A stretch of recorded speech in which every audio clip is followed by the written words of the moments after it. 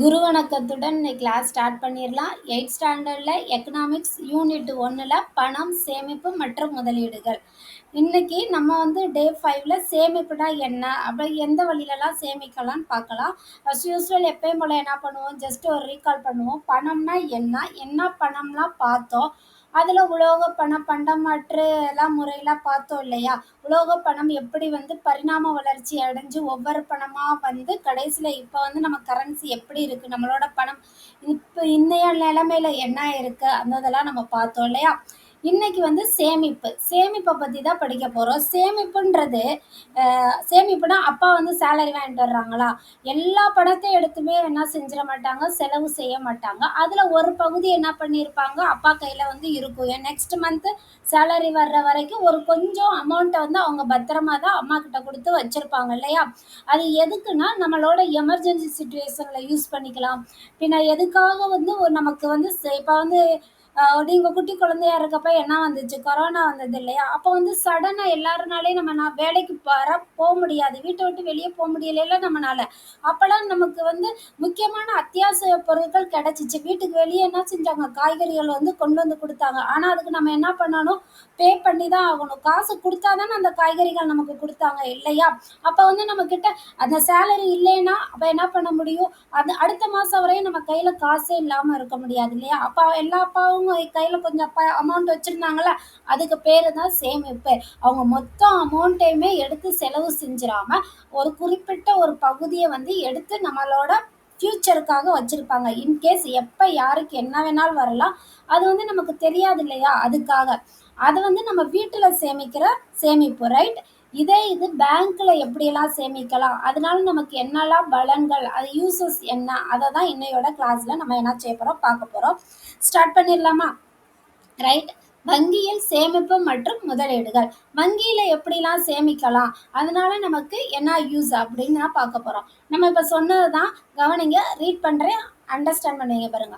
வருவாயில் நடப்பு நுகர்வோருக்கு பயன்படாத ஒரு பகுதி சேமிப்பு என வரையறுக்கப்படுகிறது. சொன்னீங்களா, சேலரியில ஒரு பங்கு, அதை நம்ம பொருள் எதுவும் வாங்க மாட்டோம், அதை சேமிப்புக்காக பயன்படுத்துவோம். அது எதுக்கு, நம்ம ஃபியூச்சருக்காக சேமிக்கிறாங்க. சேமிக்கிறதுக்கு பல வகை இருக்கு. அம்மா சேமிக்கிறாங்க இல்லையா, அதே போல தாத்தா பாட்டி சேமிச்சு வச்சிருப்பாங்க, பேங்க்ல சேமிக்கலாம். பல வகையில நம்ம என்ன செய்யலாம், பணத்தை சேமிக்கலாம். வங்கியிலையும் அதே போல சேமிக்கலாம். சேமிப்புனா அண்டர்ஸ்டாண்ட் ஆயிடுச்சு இல்லையா. Okay, right. இப்போ பேங்க்ல, அதாவது வங்கியில எப்படி பணத்தை சேமிக்கலாம்னு ஒரு 4 கொடுத்துருக்காங்க. அதை ஃபர்ஸ்ட் ஒன் மாணவர் சேமிப்பு கணக்கு. மாணவர் சேமிப்பு கணக்குன்னா என்னன்னா, இப்போ நீங்க ஸ்கூல் பசங்க தானே, உங்கள் ஸ்கூலில் எல்லாத்துக்குமே ஏதோ ஒரு பேங்க்கில், எங்கள் பாப்பாக்கெல்லாம் ஐஓபியில் அவங்களே அக்கௌண்ட் ஓப்பன் பண்ணி கொடுத்தாங்க, ரைட். எல்லா ஸ்டூடெண்ட்ஸுக்கும் ஒவ்வொரு பேங்க்ல இருந்து ஓப்பன் பண்ணி தருவாங்க அந்த ஸ்கூல்ல உள்ள எல்லா குழந்தைகளுக்கும். அதே போல் மேபி வேற வேற பேங்க்ல இருந்து ஸ்கூல்லையா இருக்கட்டும், காலேஜ்லையா இருக்கட்டும், ஒரு பல்க் ஆஃப் ஸ்டூடெண்ட்ஸுக்கு அந்த அந்த காலேஜில் உள்ள எல்லாருக்குமே அக்கௌண்ட் ஓப்பன் பண்ணி கொடுத்துருவாங்க அந்த பேங்க்ல, குறிப்பிட்ட பேங்க்ல இருந்து. எல்லா பேங்க்லையுமே செய்வாங்க, சரிங்களா. எந்த பேங்க் ஈஸியாக இருக்கும், பக்கத்தில் நியர்பை இருக்கும், அவங்க அவங்களாவே அந்த அக்கௌண்ட்டை ஓப்பன் பண்ணுறதுக்குரிய எல்லா வசதிகளையும் உங்களுக்கு கொடுத்துருவாங்க.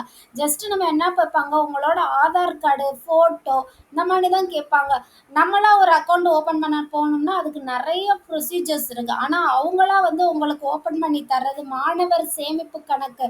அதுக்கு ஓப்பன் பண்ணுறதுக்கு உங்களுக்கு எல்லாமே அவங்களே பார்த்துக்குவாங்க. உங்கள்கிட்ட இருந்து என்ன கேட்பாங்க, ஆதார் மட்டும்தான் கேட்பாங்க, ஆதார், ஃபோட்டோ, ரைட். இதில் நீங்கள் என்ன பண்ணலாம், பூஜ்ஜிய இருப்பினா ஜீரோ பேலன்ஸ் கூட நீங்கள் வச்சுக்கலாம். உங்களுக்கு நெகட்டிவ்லாம் அமௌண்ட் எடுக்க மாட்டாங்க, சரியா, ரைட். புரிஞ்சிருச்சா. மாணவர் சேமிப்பு கணக்குனா பக்கத்தில் உள்ள பேங்க்ஸ் அவங்களாவே இன்ட்ரெஸ்ட் எடுத்து உங்களுக்கு மாணவர்களுக்குன்னு ஒரு சேமிப்பு வேணுன்றதுக்காக அவங்களா அவங்கவுங்க பக்கத்தில் உள்ள ஸ்கூல்லையோ காலேஜ்லேயோ அக்கௌண்ட் ஓப்பன் பண்ணி கொடுப்பாங்க. சேமிப்பு வைப்பு. சேமிப்பு வைப்பு என்னன்னா, நம்மளோட வருமானத்துல ஒரு பகுதிய வந்து நம்ம என்ன செய்வோம் பேங்க்ல போட்டு வச்சுக்குவோம். இப்ப அதுல இப்பல்லாம் சொல்றீங்களா, "அப்பா ஜஸ்ட் ஜிபே பண்ணுங்கப்பா." ஏதாச்சும் வாங்கிட்டு வந்தா என்ன சொல்றீங்க? "அம்மா ஜிபே பண்ணுங்கம்மா." அப்படி சொல்றீங்க. ஜிபே பண்றதுக்கு அமௌண்ட் எதுல இருக்கணும்? அக்கவுண்ட்ல தானே இருக்கணும். அந்த அக்கவுண்ட் என்னது? அதுதான் நம்மளோட சேவிங்ஸ் அக்கவுண்ட். சரியா? சேவிங்ஸ் அக்கவுண்டா இருக்கலாம், கரண்ட் அக்கவுண்டா இருக்கலாம். சேவிங்ஸ் அக்கவுண்ட் வந்து நம்மளா தனி நபர் நமக்காக வந்து ஓப்பன் பண்ணி நம்மளோட வருமானத்துல ஒரு பகுதிய வந்து அதுல போட்டு வச்சுக்கலாம். சரியா? பணம் தேவைப்படும் போதுலேருந்து அதுலேருந்து எடுத்துக்கலாம். நம்ம அக்கவுண்ட்ல இருந்து நம்ம எடுத்துக்கலாம். அதுக்குன்னு பேங்க் வந்து ஒரு பேரளவுக்கு ஒரு வட்டி குடுப்பாங்க. ரொம்ப ஹை இன்ட்ரெஸ்ட் கிடையாது. ஆனா, அதுக்குன்னு ஒரு அளவுக்கு வட்டி தருவாங்க. ரைட். புரிஞ்சிருச்சா? சேமிப்பு கணக்குன்னா என்ன புரியுதா? இனிமே நீங்க ஜிபே பண்ணும்போது டக்குன்னு உங்களுக்கு என்ன யோசிக்கணும், நம்மளோட அப்பாவோட அக்கவுண்ட்ல பணம் இருக்கனால தான் நம்மனால ஜிபே பண்ண முடியுது. ஸோ அது அவங்க டாடிட்டே கேட்கணும், "அப்பா இது நீங்க சேவிங்ஸ் அக்கவுண்டா? கரண்ட் அக்கவுண்டா?" Okay right. கேட்பீங்களா? ரைட். தேர்ட் ஒன் வந்து நடப்பு கணக்கு வைப்பு. நடப்பு கணக்குனா அதுதான் கரண்ட் அக்கௌண்ட். நான் சொன்னேன் இல்லையா, நம்மள்ட்ட இருக்கிறது சேவிங்ஸ் அக்கௌண்ட். அதில் வந்து நம்ம ஜிபே பண்ணிடுறோம். கரண்ட் அக்கௌண்ட் எதுக்குன்னா, பெரிய பெரிய கம்பெனிஸ்லாம் இருப்பாங்க இல்லையா, பிரைவேட் கம்பெனியாக இருக்கட்டும், கார்ப்பரேட் கம்பெனியாக இருக்கும், அந்த வர்த்தக நிறுவனங்களும் வர்த்தகர் பிஸ்னஸ் மேன் இருப்பாங்க இல்லையா, அவங்க அவங்களோட ஸ்டாஃப்க்குலாம் சேலரி போடுவாங்க இல்லையா, அந்த வர்த்தகர்கள் இருப்பாங்க, அவங்க பெரிய ஆஃபீஸர்ஸ் இருப்பாங்க, பொது அதிகாரிகள், அவங்க எல்லாருமே யாருன்னா அக்கௌண்ட் வைப்பாங்கன்னா கரண்ட் அக்கௌண்ட்டை தான் யூஸ் பண்ணுவாங்க. கரண்ட் அக்கௌண்ட்னா நடப்பு கணக்கு. ஓகேவா? தேவைக்கேற்ப அவங்க என்ன செஞ்சுக்குவாங்க, வங்கி பரிவர்த்தனைய இப்போ பேங்க் டு ஒரு பெரிய கார்ப்பரேட் கம்பெனிலேருந்து இன்னொரு கார்ப்பரேட் கம்பெனிக்கு ஏதோ அமௌண்ட்டோ சம்திங் பண்ணணும்னா அங்கே நிறைய பேர் ஒர்க் பண்ணுவாங்க. ஸோ அவங்களுக்கெல்லாம் மொத்தமாக பல்காக அமௌண்ட் போடுறப்ப என்ன ஆகும்னா அவங்களுக்கு வந்து சாதாரண சேவிங்ஸ் அக்கௌண்ட்லேருந்து பண்ண முடியாது. ரைட். சேவிங்ஸ் அக்கௌண்ட்டுக்குன்னு ஒரு குறிப்பிட்ட லிமிட்டேஷன் இருக்கும். நிரந்தர வைப்புன்றது முதலாள் முதலீட்டாளர்கள் இருப்பாங்க இல்லையா, அதான் நம்ம தான் முதலீட்டாளர்கள். முதலீட்டாளர்கள் வந்து பாதுகாப்புக்கும் நிலையா இருக்கிறதுக்கும் வருவாய்க்கு நிலையான வருவாயும் வரும். அதுல இருந்து அவங்க இன்ட்ரெஸ்ட் கொடுப்பாங்க. அதை நம்ம என்ன பண்ணிக்கலாம், யூஸ் பண்ணிக்கலாம். அதுதான் நிரந்தர வைப்பு. டெபாசிட்லாம் பண்றோம்ல, டெபாசிட் பண்றப்ப அங்க வந்து பணம் வந்து பாதுகாப்பா இருக்கும். பின்ன வந்து உங்களுக்கு அதுல இருந்து ஒரு இன்ட்ரெஸ்ட்டும் கிடைக்கும். ரைட். இதுக்கு பேரு கால வைப்பு. இதுக்கு பேர் என்ன சொல்றாங்கன்னா கால வைப்புன்னு கூப்பிடுவாங்க. கால வைப்புன்னு அழைக்கலாம். சரியா? இதுக்கு வந்து காலத்திற்கும் நிரந்தரமா வங்கியில வந்து வங்கினா பேங்க் இல்லையா, பேங்க்ல வந்து அமௌண்ட் வந்து பத்திரமா இருக்கும். சேமிப்போட நன்மைகள் ஆக்சுவலா நம்ம அப்பதான் சொன்ன மாதிரி தான் நம்ம என்ன செய்யலாம், எதிர்காலத்துக்கு பயங்கர ஹெல்ப்ஃபுல்லாக இருக்கும். நிதி ரீதியாக வந்து நம்ம வந்து எப்பவுமே ஃபினான்சியலாக நம்ம வந்து என்ன செய்யலாம், தனித்து ஸ்ட்ராங்காக இருக்கலாம். நமக்கு ஏதோ ஒரு எமர்ஜென்சி இன்கேஸ் ஏதோ ஒரு நம்ம உடனே ஒரு 1 lakh 2 lakh வேணும், அப்படி 1,50,000 இருக்கட்டும், 10,000 இருக்கட்டும், டக்குன்னு எமர்ஜென்சியாக வேணும்னா நம்ம இப்படி சேர்த்து வச்சுக்கிட்டே இருக்க அமௌண்ட் நம்ம கிட்ட இருக்கும்போது நம்ம வந்து ஸ்ட்ராங்காக இருப்போம் ஃபினான்சியலில். ஓகேவா? எதிர்பாராத செலவுகளை வந்து என்ன செய்யலாம், அதை பற்றி நம்ம கவலைப்பட தேவை கிடையாது. அப்போ நம்ம சேர்த்து வச்சனால தான் இந்த லாக்டவுன் பீரியடில் வந்து சேலரி வரலைனாலும் பரவாயில்ல, நம்மள்ட்ட இருந்த அமௌண்ட்டை எடுத்து நம்ம யூட்டிலைஸ் பண்ணி காய்கறியோ பாலோ ஏதோ ஒன்று நம்ம வாங்கி அந்த காலத்தில் என்ன செஞ்சாக்கிட்டா அந்த பீரியடில் நம்மளால சர்வை பண்ண முடிஞ்சிச்சு. இல்லைன்னா என்ன பண்ண முடியாது, சர்வை பண்ண முடியாது இல்லையா? காசு இல்லைன்னா நமக்கு தருவாங்களாடா? தர மாட்டாங்க எதுவுமே இல்லையா? அப்படிதானே? எதிர்காலத்துக்கு உங்களுக்கு ஃப்யூச்சருக்கு ரொம்ப யூஸ்ஃபுல்லாக இருக்கும். எந்த ஒரு சூழ்நிலை மாறினாலுமே அதை நம்ம வந்து ஃபேஸ் பண்ணுறதுக்கு நம்ம எப்படி எப்படி இருக்கோம், தயாராக இருக்கணும். அதுக்கு சேமிப்பு வந்து ரொம்ப முக்கியம். நம்ம தாத்தா பாட்டிலாம் ரிட்டையர்ட் ஆகிருப்பாங்க, பார்த்துருக்கீங்களா? சில பேர் வீட்டில் தாத்தா பாட்டிலாம் ரிட்டையர்ட் ஆகிருப்பாங்க இந்த ஸ்டேஜில். அப்போ அவங்களாம் என்ன பண்ணுவாங்க, அவங்க சேமித்து வச்சுருந்தா இப்போ அவங்க வந்து அதை பற்றி கவலையே பட மாட்டாங்க. அவங்களோட பேங்க் அக்கௌண்ட்ல இருந்து அவங்களுக்கு இன்ட்ரெஸ்ட் வரும். சரியா? சேமிப்புன்றது ரொம்ப முக்கியம். நம்மளோட வயசான காலத்துலேயும் சரி, இப்போ நம்ம வாழ்கிற ப்ரெசண்ட்லேயும் சரி, ஃப்யூச்சர்லேயும் சரி, ரொம்ப இம்பார்ட்டண்ட் வந்து சேமிப்பு. அதுக்கு இந்த லைன் வந்து ரொம்ப நல்லது, இன்ட்ரெஸ்டிங்காகவும் இருக்கு பாருங்களேன். இன்றைய சேமிப்பு நாளைய பாதுகாப்பு. உண்மையான ஒரு வார்த்தை தானே. இன்னைக்கு நம்ம சேர்த்து வச்சோம்னா நாளைக்கு வந்து நம்ம யாரையுமே டிபெண்ட் பண்ணணுன்ற அவசியம் இல்லை. நம்ம ஸ்ட்ராங்காக வந்து நம்ம பாதுகாப்பாக இருந்துக்கலாம். ரைட்.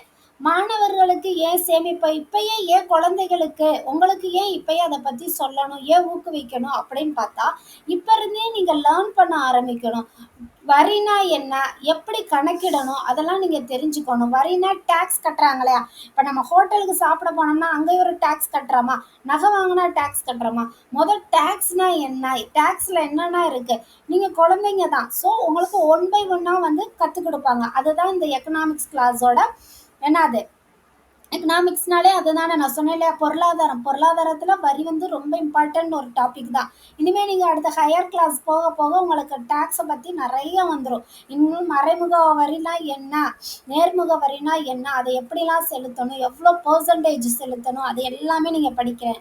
சரி, ரைட். இப்போ அது நம்ம டாபிக் இல்லை. வரினா என்ன நீங்கள் தெரிஞ்சுக்கணும், ரைட்டா. வளர்ந்து வரும் பணம் சார்ந்த முடிவுகளை நீங்கள் எடுக்கணும். இப்போ ஒரு 100 ருபீஸோ 500 ருபீஸோ 10,000ஓ 1000 ருபீஸோ உங்களுக்கு கவுண்ட் பண்ண தெரியணும். அதோட முடிவுகளை வந்து உங்களுக்கு எடுக்க தெரியணும். உதவித்தொகைக்கு விண்ணப்பிக்கலாம். நிறைய பேருக்கு வந்து ஸ்கூல்லையே வந்து உதவித்தொகை தருவாங்க தானே, ஸ்காலர்ஷிப் தருவாங்க தானே, ரைட். அதெல்லாம் என்ன ஏது அப்படின்றத அதை விண்ணப்பிக்க அந்த ஃபார்ம்லாம் ஃபில் பண்ண உங்களுக்கா தெரிஞ்சிருக்கணும். ஒரு பேங்க் அக்கௌண்ட் ஓப்பன் பண்ணால் அதை எப்படி ஃபில் பண்ணணுன்றதுலாம் உங்களுக்கு தெரிஞ்சிருக்கணும். வரவு செலவு, வரவுனா வந்து நம்ம கிட்ட வர்ற அமௌண்ட், அதில் நம்ம எவ்வளோ செலவு பண்ணுறோம், இந்த எல்லாமே உங்களுக்கு தெரிஞ்சிடணும். அப்பா உங்கள் கையில் ஒரு 50 ருபீஸ் கொடுக்குறாருன்னா அந்த 50 ருபீஸ்க்கும் போய் நீங்கள் டாய்ஸோ இல்லை பென்சில் பேனாவோ வாங்கிட்டு வரக்கூடாது. அதில் அப்பா 50 ருபீஸ் கொடுத்துருக்காங்கன்னா அதில் எவ்வளோ நமக்கு செலவு வேணும், எது இம்பார்ட்டன்ட், எது நெசசரி, எது வந்து தேவை, எது தேவையில்லை அப்படின்ற ஒரு கணக்கு உங்களுக்கு போட தெரியணும். சரியா, ரைட். தனிப்பட்ட சேமிப்புக்கு கற்றுக் கொடுத்தல். ஒவ்வொருத்தருக்கும் தனிப்பட்ட சேமிப்பு ரொம்ப முக்கியம். ஒரு கிளாஸில் வந்து ஒரு பேர் எடுத்துக்கோங்க, ஒரு நன்னியாவோ தானியாவோ யாரோ ஒருத்தவங்கள எடுத்துக்கோங்க. ஒவ்வொருத்தவங்களுக்கும் ஒவ்வொரு அக்கௌண்ட் வந்து இருக்கணும், அப்படிதானே, ரைட். மாணவர்களை சஞ்சய்கா திட்டத்தை ஆரம்பிக்க ஊக்குவித்தல். இப்போ சஞ்சய்கா திட்டம்னா உங்களுக்கு இருக்கான்னு எனக்கு சரியா தெரியல. நாங்கள் படிக்கிறப்ப சஞ்சய்கா திட்டம் இருந்துச்சு. அதாவது எப்படின்னா ஒரு கார்டு கொடுத்துருவாங்க, அந்த கார்டில் நம்மளோட நேம் எழுதியிருப்பாங்க. பேங்க் அக்கௌண்ட்டு தான் நினைக்கிறேன், அப்போ பேங்க் அக்கௌண்ட்டாக தெரியாது. ஆனால் ஸ்கூலில் எங்களுக்கு ஒரு கார்டு கொடுத்துருவாங்க. நம்ம வீட்டில் இருந்து வந்து 2 ருபீஸ் 3 ருபீஸ் எவ்வளோ ருபீஸ் கொண்டு போய் ஒரு ஃப்ரைடே வந்து கலெக்ட் பண்ணுவாங்க. அப்போ நம்ம வந்து எவ்வளோ ருபீஸ் கொடுக்குறோம், நம்ம திங்கள்ல இருந்து ஃப்ரைடே வரை வீட்டில் கலெக்ட் பண்ணி சேவ் பண்ணி வச்சுக்கணும். அதை போய் ஃப்ரைடே மிஸ்ட்டை கொடுக்கணும். அவங்க வந்து அந்த திட்டத்தில் வந்து நம்மளோட பேர் போட்டு எழுதி சைன் பண்ணி கொடுத்துருவாங்க. அந்த இயர் ரெண்டு முடிஞ்ச உடனே நமக்கு அமௌண்ட் வந்து ரிட்டர்ன்ஸ் கொடுத்துருவாங்க, ரைட். வேணும்னா வாங்கிக்கலாம், இல்லைன்னா அப்படியே வந்து கண்டினியூ பண்ணலாம், ரைட்டா. அந்த மாதிரி சஞ்சய்கா திட்டம் அப்போ இருந்துச்சு, ரைட். இப்போ இருக்கான்னு வந்து நீங்கள் தான் சொல்லணும், ஓகேவா. இப்போயும் எந்த ஸ்கூல்லலாம் சஞ்சய்கா திட்டம் வந்து இருக்கு அப்படின்றத நீங்கள் வந்து சொல்லுங்கள், ரைட். இதையோட கிளாஸ் வந்து ஃபினிஷ் ஆகுது. நாளையோட கிளாஸில் வந்து முதலீடுகள்னா என்ன அப்படின்னு பார்க்கலாம். இந்த வீடியோ பிடிச்சிருந்துச்சுன்னா ஷேர் பண்ணுங்கள். தேங்க்யூ, நன்றி, வணக்கம்.